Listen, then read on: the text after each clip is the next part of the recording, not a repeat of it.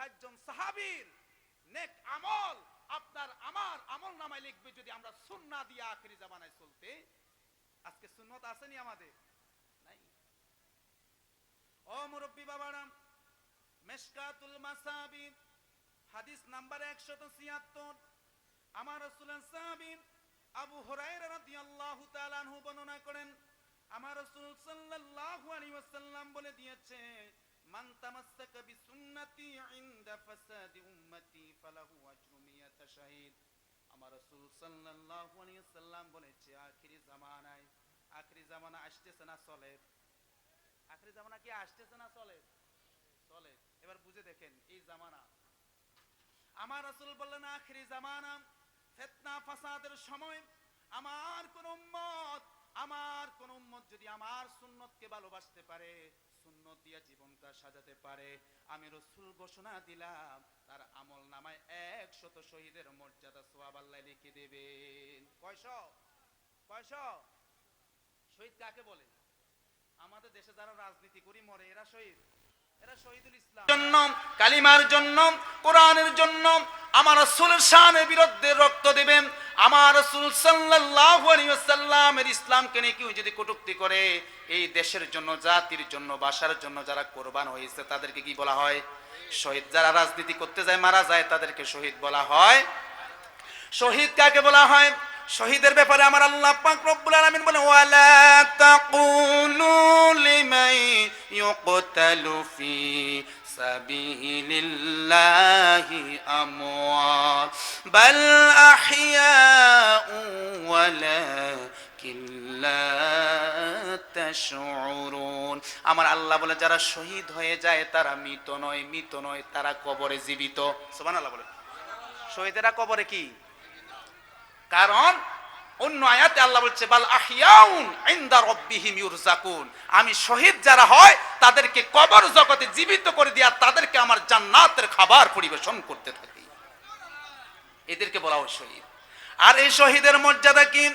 কিয়ামতের ময়দানে বিনা হিসাবে আল্লাহর জান্নাতের মেহমান হবে। শুধু তাই নয় ওই শহীদ যারা হবে তাদের আত্মীয় স্বজন অনেক জাহান্নামীকে সুপারিশ করার মতো ক্ষমতা শহীদদেরকে কিয়ামতের ময়দানে আল্লাহ তাআলা দিয়ে দিবে। বলেন সুবহানাল্লাহ।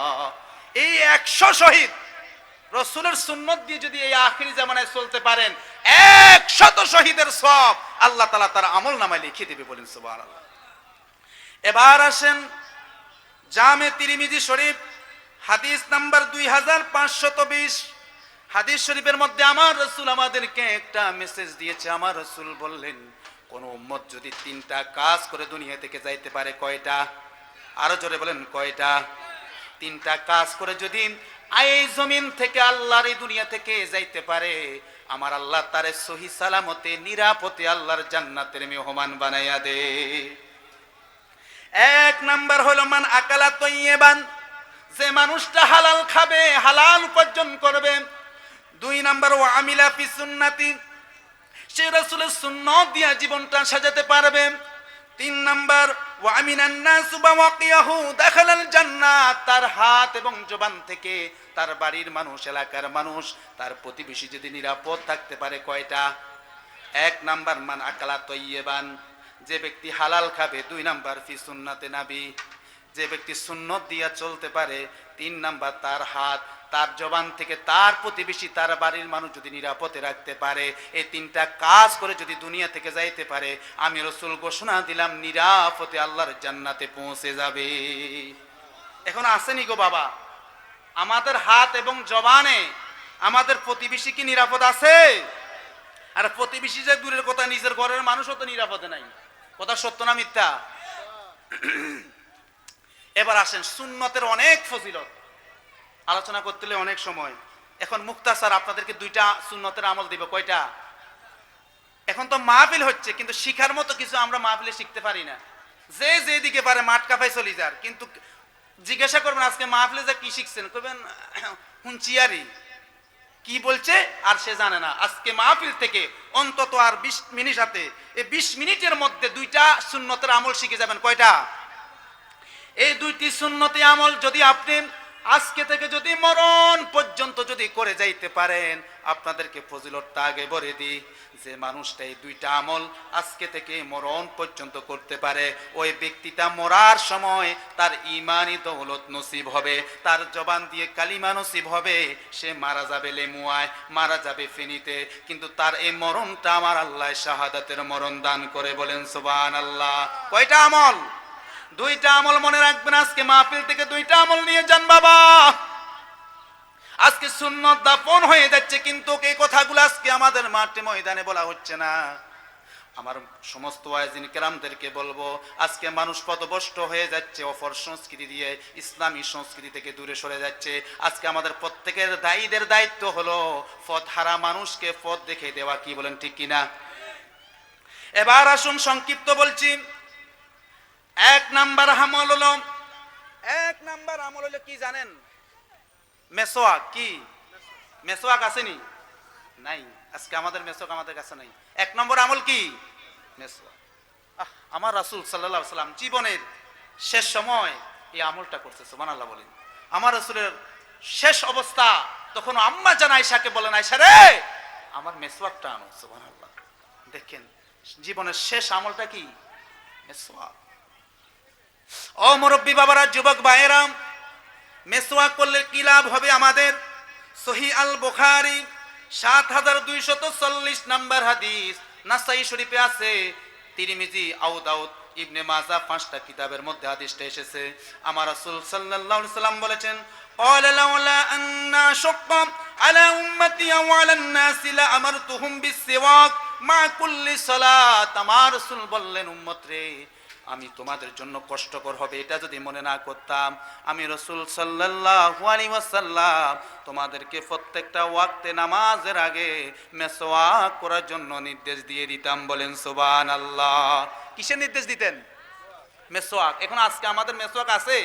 নাই। এবার আসেন সুনান ইবনে মাজাহ শরীফ ২৮৯ নম্বর হাদিস, আমার রাসূল সাল্লাল্লাহু আলাইহি ওয়াসাল্লাম আমাদেরকে বলেছে, ও দুনিয়ার আমার উম্মতেরা, শুনো শুনো, ক্বালা তাসাওয়াকু ফাইন্না সিওয়াকা মাতারাতুল লিল ফাম। উম্মত রে, বেশি বেশি করে মেসওয়াক করো। বলেন সুবহানাল্লাহ। বেশি বেশি কি করো? মেসওয়াক করে। ইয়া রাসূলুল্লাহ, মেসওয়াক করলে কি লাভ হবে? আমার রাসূল সাল্লাল্লাহু আলাইহি ওয়াসাল্লাম বলেছেন, ও আমার উম্মতেরা, মেসওয়াকের মাধ্যমে তোমার জবানটাকে আমার আল্লাহ পাক রব্বুল আলামিন পবিত্র করে দেয়। বলেন সুবহানাল্লাহ। মেসওয়াক করলে জবানটা কি হয়ে যায়? হ্যাঁ, আপনারা আমার কথা বুঝেন না। মেসওয়াক করলে জবানটা কি হয়ে যায়? এবার বলেন, এই যখন আপনার জবানটা পবিত্র হয়ে যাবে, মরার সময়ে পবিত্র কালিমা জবানে নসিব হবে। এবার আপনাদের কাছে আমি জানতে চাই, যে জবানে সিগারেটও উঠে, মেসওয়াকও উঠে, ওই জবানে কালিমা আসবে নি? হ্যাঁ, তাহলে সিগারেট ছাড়েন, মেসওয়াক বুঝেন না? সিগারেট ছাড়েন, মেসওয়াক ধরেন। যদি আপনার জবানটাকে পবিত্র বানাতে চান, আমার রাসূল বললেন, মরার সময় যদি পবিত্র কালিমা জবানে তুমি নসিব করতে চাও, এখন থেকে বেশি বেশি মেসওয়াক করো। আর মেসওয়াক করলে মরার সময় তোমার কালিমা নসিব হয়ে যাবে। ২ নাম্বার, মারদাতুল লিরব্বি। এই মেসওয়াকের মাধ্যমে আমার আল্লাহ পাক রব্বুল আলামিন ওই বান্দার উপর সন্তুষ্ট খুশি হয়ে যায়। ৩ নাম্বার, আমার রাসূল সাল্লাল্লাহু আলাইহি ওয়াসাল্লাম বলেছে, ওয়া মা জাআনি জিবরাইল ইল্লা আওসানি বিসওয়াক। আমার রাসূল বললেন, যতবার জিবরাইল আলাইহিস সালাতু ওয়াস সালাম আমার কাছে এসেছেন, আমার নিকটে এসেছে, ততবার জিবরাইল আমাকে মেসওয়াক করার জন্য নির্দেশ দিয়েছে। আমি ভয় পেয়ে গেলাম, আমি আশঙ্কা করতেছি, যেভাবে মেসওয়াকের কথা আমার আল্লাহ এতবার আমাকে বলছে, না জানি আমার উম্মতের জন্য এই মেসওয়াক ফরজ কইরা দে। বলেন সুবহানাল্লাহ। এত দাম মেসওয়াকের, মেসওয়াকের এত ফজিলত, এত গুরুত্ব, সেই দিকে বেশি আলোচনা করার সময় নেই, সময় সংক্ষিপ্ত। তবে মনে রাখবেন, আবু দাউদ শরীফের ৫১ নম্বর হাদিস, আম্মা জান আয়েশাকে আমার রাসূল সাল্লাল্লাহু আলাইহি ওয়াসাল্লামের সাহাবী প্রশ্ন করলেন, আম্মা জান আয়েশা, আমার রাসূল যখন বাহির থেকে ঘরে আসেন, তখন সর্বপ্রথম কি করেন? সুবহানাল্লাহ বলেন। প্রশ্ন করছে কাকে? আম্মাজান আয়েশাকে। আমরা সাধারণত বাহির থেকে ঘরে আসলে যারা সচেতন নাগরিক তারা হাত ধুই সাবান দিয়ে, তাই না? আবার অনেকে ধুইও না, কিন্তু আমার